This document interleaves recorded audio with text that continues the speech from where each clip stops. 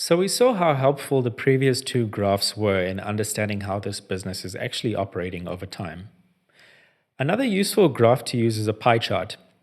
So if we need to drill down into even more detail about our costs, what we can do is we can segment all of the different line items of our costs. Okay, in this case, it's our fixed costs, our variable costs, general and admin, realization costs. Let's choose a year where we've reached steady state production, so things are pretty stable. And then what I'm going to do is I'm just going to insert a pie chart here. I also want to have labels, but I also want to have access labels as well, so we know what's going on. Okay, great. So what we can see from our pie chart is just a breakdown of our individual cost items that make up our total operating costs. So what we see is a large driver of our costs. In fact, 58% of our costs come from the plant.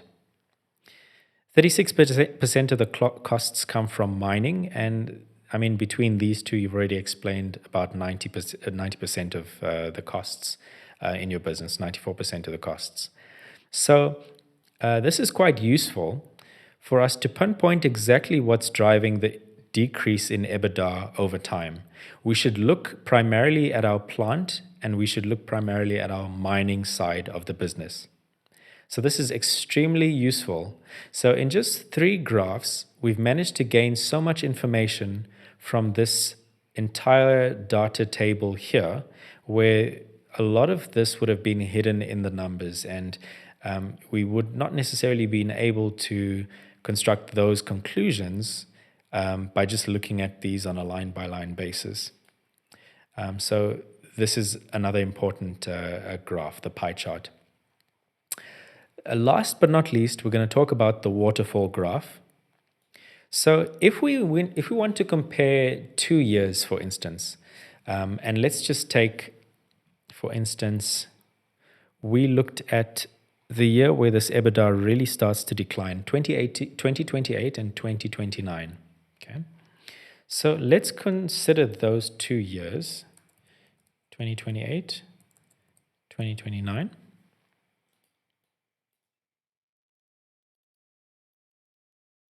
Okay, and let's just compare the EBITDA of both years.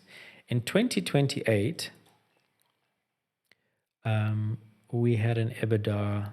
Okay, I'm just going to remove this one here and remove that one here. So in 2028, we had an EBITDA of $1.2 billion. And then in the following year, we had an EBITDA of just over $1 billion. And if we want to do an in-depth analysis of what exactly contributed to this drop in EBITDA, we need to again consider what our drivers are. So the drivers of revenue are price and the quantity of whatever good we're selling. So in this case, we're selling copper, so we've got a copper price, and we've got a copper, it's 1 million tons sold. It's actually 1,000 tons sold. We also sell gold, so we need to look at the gold price, and we look at the gold sold. We also now can look at our cost side of things. So the costs that we've listed are mining costs. We can look at mining fixed costs. We can look at mining variable cost. We can look at plant fixed cost, and we can look at plant variable cost. There was also general and admin, call that G&A, and realization costs. Okay, so let's get this data. The copper price, let's get it from our financial summary tab.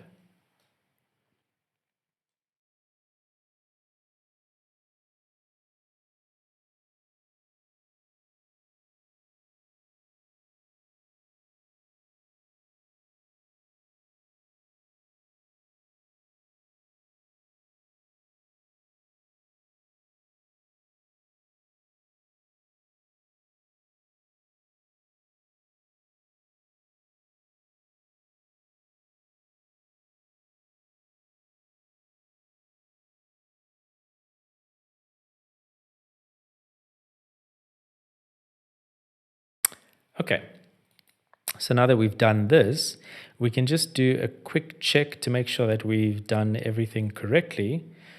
So we can just calculate the total revenue.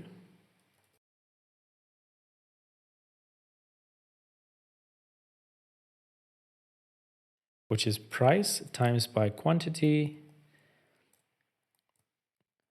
of copper plus the price of gold times by the quantity of gold sold. Okay, so that's your revenue. And then from that, we can just see if we get back to EBITDA by subtracting from this revenue. Okay, now all of this is in kilotons, so we'd have to divide all of this by 1,000.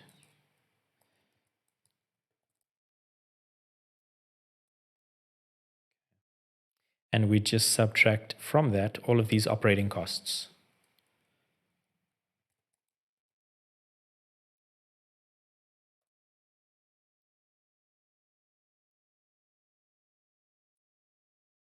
Yes, and we have done it correctly because we get back to the EBITDA.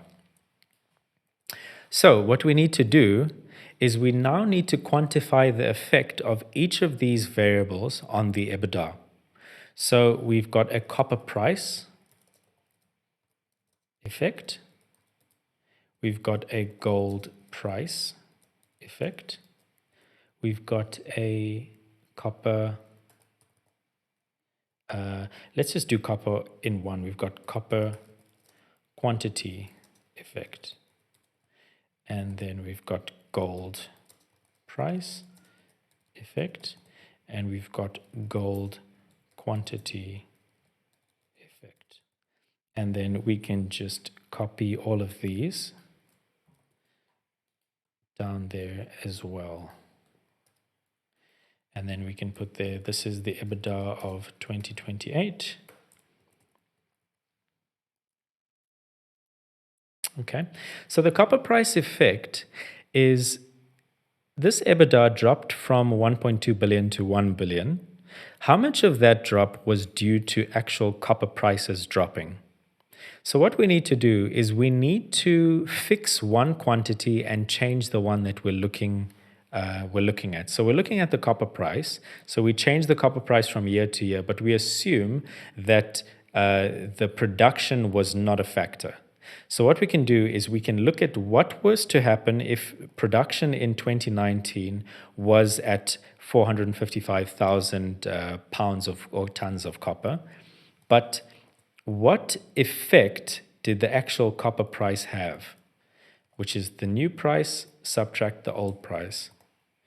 And it was 0, which is what we expected because the price was left flat in the model. Now the copper quantity effect is what happens if we keep the price the same. If the price was the same as the previous year, but only the quantity sold changed.